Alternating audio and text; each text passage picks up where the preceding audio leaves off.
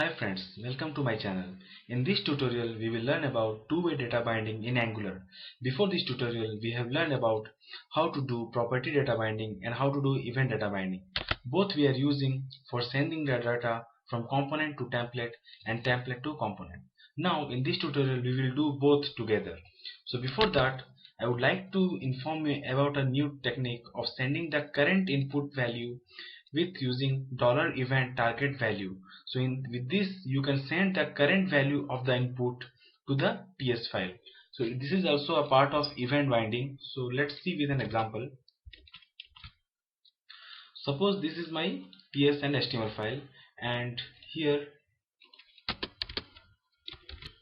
in HTML I am going to insert an input, and what I want to do is when I will type, that means input event, I want to send the value from here to a function, and that function should print the value. So for that what I will do is, or you can do one thing. Suppose I have a function here. First of all write the function. My function is fun and some value it is expecting to become from HTML, and I will move to console log and I'm printing the value. Fine. So let's send the value from HTML. So what is my function name? My function is fun. Now inside this parameter, function parameter, you need to pass $event.target.value. So whatever you will type here, that will go through this function, and because we have used input event, so in every type it will go. So let's check. So you can see in my console it will print however I am going to write. So this is called event target value. Now come to the topic of two-way data binding. So two-way data binding we can do by two techniques. So let me start with technique 1. Okay, suppose I have a variable called name and I am giving a value like Angular.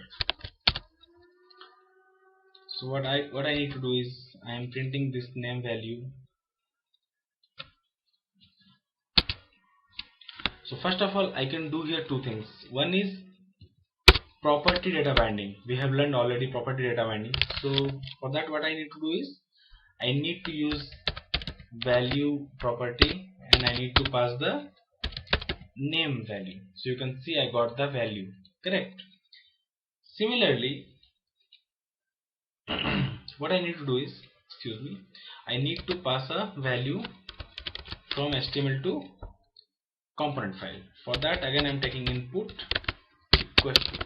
Here we will send again the event target data, or you can say event target value, but here we are not calling any function, we are directly passing this value into the input variable, you can say. So what is the variable name? Is name equals to dollar event dot target dot value. So how you will know if what it is passing here? For that I am doing interpolation and I'm passing name. Okay, cool. So you can see I have Angular right now. So by this you can check the data is coming from TS to HTML. Currently it is TS to HTML. If I type here something, it should go. You can check here, right? So this is from HTML to TS. So this is one way how we are passing the data from TS to HTML, again HTML to TS. But this is not the correct way. So for that Angular had introduced ng model. Using ng model we can pass it within few words only. So if you use ng model, brackets, square brackets, parentheses, like ng in small, then m should be capital, model, and simply pass the variable name. That's it. So if I delete this, now you can see with my value changing, the data is changing also. So about ng model we will learn later with forms. For two-way binding this much only. So these are the two methods how we are doing. remember to use this method only, not this. In very hard situation or if any required, then only you can go with this. For this